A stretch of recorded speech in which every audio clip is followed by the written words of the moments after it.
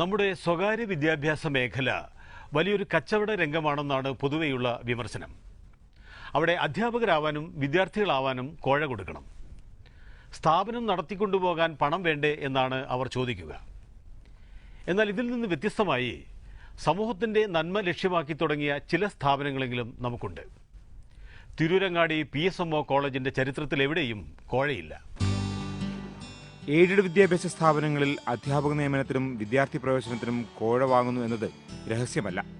സ്വകാര്യ മാനേജ്മെന്റിന് കീഴിലുള്ള ഒരു UP സ്കൂളിൽ അധ്യാപകനാകണമെങ്കിൽ ഏറ്റവും കുറഞ്ഞത് 20 ലക്ഷം രൂപ നൽകണം എന്നതാണ് ഇപ്പോഴത്തെ അവസ്ഥ.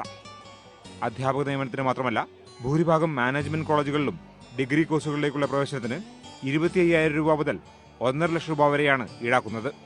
ഇങ്ങനെ പണം വാങ്ങാതെ സ്ഥാപനങ്ങൾ നടത്താൻ കഴിയില്ലെന്നാണ് പല മാനേജ്മെന്റുകളുടെയും വാദം. എന്നാൽ ഈ വാദങ്ങൾക്ക് ചുട്ട മറുപടിയാണ് മലപ്പുറം ജില്ലയിലെ തിരൂരങ്ങാടിയിലെ PSMO കോളേജും അനുബന്ധ സ്ഥാപനങ്ങളും നൽകുന്നത്. തിരൂരങ്ങാടി യത്തീംഖാന കമ്മിറ്റിയാണ് ഈ സ്ഥാപനങ്ങളുടെ നടത്തിപ്പുകാർ. LP സ്കൂൾ മുതൽ ഗവേഷണ ഡിപ്പാർട്ട്മെന്റുകൾ വരെ ഈ കമ്മിറ്റിക്ക് കീഴിലുണ്ട്. ആയിരക്കണക്കിന് വിദ്യാർത്ഥികൾ പഠിക്കുന്നു. അധ്യാപകരും അനധ്യാപകരുമായി 500ഓളം പേരാണ് ഈ സ്ഥാപനങ്ങളിൽ ജോലി ചെയ്യുന്നത്. ഇവരെല്ലാവർക്കും ഇവിടെ ജോലിയിൽ പ്രവേശിക്കാൻ 1 രൂപ പോലും കോഴ നൽകേണ്ടി വന്നില്ല. ഞങ്ങളുടെ പൂർവികന്മാർ ഞങ്ങൾക്ക് കാണിച്ചു തന്ന മാർഗത്തിലൂടെ തന്നെ ഈ സ്ഥാപനം ഇപ്പോഴും പോയിക്കൊണ്ടിരിക്കുന്നത്. അതിലെ ഏറ്റവും വലിയ ഒരു കാര്യം, ഞങ്ങൾ ഈ സ്ഥാപനത്തിൽ അഡ്മിഷൻ നടക്കുന്ന വിദ്യാർത്ഥികളിൽ നിന്നോ ഈ അധ്യാപകരിൽ നിന്നോ യാതൊരു വിധ കോഴയും വാങ്ങാതെയാണ് ഈ സ്ഥാപനം 1943 സ്ഥാപിച്ച അന്ന് മുതൽ ഇന്ന് ഈ 2012 ഈ നിമിഷം വരെ ഇത് മുന്നോട്ട് പോയിക്കൊണ്ടിരിക്കുന്നത്. യോഗ്യത മാത്രമാണ് ഈ കോളേജിലും അനുബന്ധ സ്ഥാപനങ്ങളിലും അധ്യാപക നിയമനത്തിന്റെ മാനദണ്ഡം. അനാഥാലയത്തിലെ അന്തേവാസികളിൽ ആരെങ്കിലും യോഗ്യരായുണ്ടെങ്കിൽ ആദ്യ പരിഗണന അവർക്കായിരിക്കും. പ്രദേശത്തെ പാവപ്പെട്ട കുടുംബങ്ങളിൽ നിന്നുള്ളവർക്ക് അടുത്ത പരിഗണന. അതിൽ ജാതിയും മതവുമൊന്നും പരിഗണിക്കാറില്ല. അധ്യാപക അനധ്യാപക നിയമനങ്ങൾ പൂർണ്ണമായും മെറിറ്റിൻ്റെ അടിസ്ഥാനത്തിലാണ്. അത് ഗവൺമെൻറ് പ്രതിനിധിയും യൂണിവേഴ്സിറ്റിയുടെ പ്രതിനിധിയൊക്കെയുള്ള ബോർഡ് ഇൻ്റർവ്യൂ നടത്തിയിട്ടാണ് തിരഞ്ഞെടുക്കപ്പെടുന്നത്.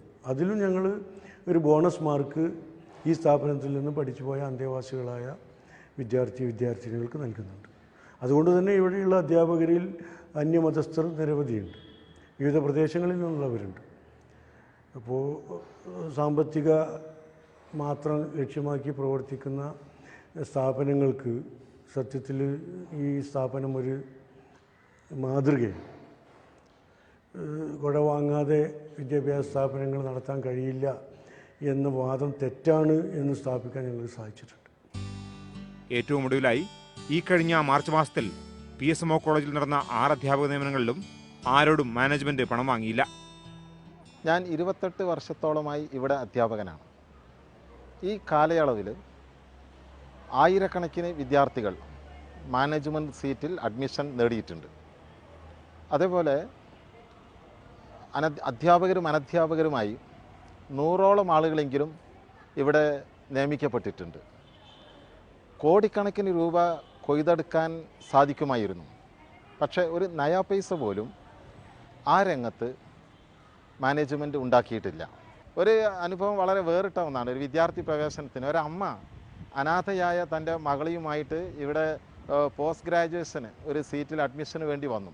അവരെ സംബന്ധിച്ചിടത്തോളം ജസ്റ്റ് അപ്ലിക്കേഷൻ കൊടുത്ത് പോവുക എന്ന് മാത്രമേ വിചാരിച്ചിരുന്നുള്ളൂ. കാരണം അഡ്മിഷൻ കിട്ടുമെന്ന് കരുതിയതല്ല.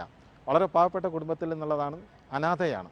പക്ഷേ പോസ്റ്റ് ഗ്രാജുവേഷനിൽ വെളിയിൽ മറ്റ് ഏത് മാനേജ്മെൻറ്റും ഭീമമായ സംഖ്യ ഈടാക്കുന്ന ആ സീറ്റ് ആ അനാഥയായ കുട്ടിക്കാണ്, ആ പാവപ്പെട്ട കുട്ടിക്കാണ് മാനേജ്മെൻറ്റ് നൽകിയത്.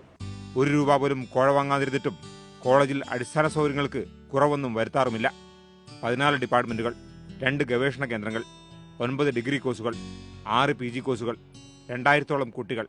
വേണ്ടത്ര അവർ മറ്റു പല കോളേജിനെ അപേക്ഷിച്ച് ഇഷ്ടം പോസ്റ്റ് സൗകര്യങ്ങളൊന്നുമില്ല. എന്നാൽ പോലും ഉള്ള സൗകര്യങ്ങൾ പരമാവധി ഉപയോഗപ്പെടുത്തിക്കൊണ്ട് ഏറ്റവും നല്ലൊരു എൻവയോൺമെൻറ്റ്, ഒരു അന്തരീക്ഷം ഇവിടെ ഉണ്ടാക്കുന്നുള്ള എന്നതുകൊണ്ടായിരിക്കണം കുട്ടികൾക്ക് കോളേജുമായിട്ട് പിരിഞ്ഞു പോയാലും അവരിപ്പോഴും ബന്ധം നിലനിർത്തുകയും കോളേജിനോട് ആ പഴയ സ്നേഹബന്ധം നിലനിർത്തിക്കൊണ്ട് ഇപ്പോഴും കോളേജിനുമായിട്ട് ബന്ധപ്പെടുകയും ചെയ്യുന്നുണ്ട്.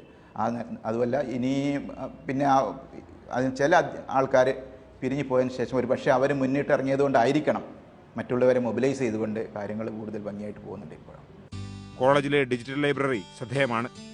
UGCയുടെ സ്ഥിരം കോച്ചിംഗ് സെന്ററും മൈനോറിറ്റി കോച്ചിംഗ് സെന്ററും ഇവിടെ നല്ല രീതിയിൽ പ്രവർത്തിക്കുന്നു. പണം ഒരിക്കലും സ്ഥാപനത്തിന്റെ നടത്തിപ്പിന് തടസ്സമായിട്ടില്ലെന്ന് മാനേജ്മെന്റ് വ്യക്തമാക്കുന്നു. ഉദാരമനസ്കർ നൽകുന്ന സംഭാവനയിൽ നിന്നാണ് കോളേജ് നടത്തിപ്പിനുള്ള വരുമാനമാർഗം കണ്ടെത്തുന്നത്. കോളേജിലെ പൂർവ്വ വിദ്യാർത്ഥികൾ നൽകുന്ന സംഭാവനയാണ് മറ്റൊരു പ്രധാന വരുമാന മാർഗം. 1949 തിരൂരങ്ങാടി യത്തീംഖാന കമ്മിറ്റി നിലവിൽ വരുന്നത്. പൗരപ്രമുഖനായിരുന്ന MK ഹജിയായിരുന്നു സ്ഥാപകൻ. കോറോണ കാലത്ത് ഒരുപാട് ആളുകൾ രക്ഷിതാക്കളില്ലാത്തതാണ്. അപ്പോൾ ഏവമൂലയും ചികിത്സാ വല്ലതും കൂടി ആലോചിച്ചിട്ട് അങ്ങനെ പരിഹാരം കണ്ടാണ് തലശ്ശേരി പോയി ചികിത്സയെ കണ്ട് അങ്ങനെ യത്തീംഖാന തുടങ്ങാൻ വെച്ചു. മഹാമാരി പിടിപെട്ട് നിരവധി പേർ ഈ മേഖലയിൽ മരിച്ചു. നിരവധി കുഞ്ഞുങ്ങൾ അനാഥരായി. ഈ അനാഥരിൽ 10 പേരെ MK ഹാജി തന്റെ വീട്ടിൽ താമസിപ്പിച്ചു വളർത്തി. അനാഥരുടെ എണ്ണം കൂടിയതോടെ യത്തീംഖാന സ്ഥാപിച്ചു. ഈ യത്തീംഖാനയുടെ കമ്മിറ്റിക്ക് കീഴിലാണ് കോളേജ് അടക്കമുള്ള സ്ഥാപനങ്ങൾ വളർന്നു വന്നത്. പഴയ കമ്മിറ്റി അംഗങ്ങളിൽ ഇന്ന് ജീവിച്ചിരിക്കുന്നത് CH കുഞ്ഞേതു ഹാജി മാത്രമാണ്. ഒരിക്കലും വിദ്യാർത്ഥികളോടും അധ്യാപകരോടും പണം വാങ്ങാതെ ഈ സ്ഥാപനങ്ങൾ നടത്താൻ കഴിയണമേ എന്നാണ് വാർദ്ധക്യ സഹജമായ രോഗങ്ങൾ കാരണം കിടപ്പിലായ കുഞ്ഞേതു ഹാജിയുടെ എപ്പോഴത്തെയും പ്രാർത്ഥന.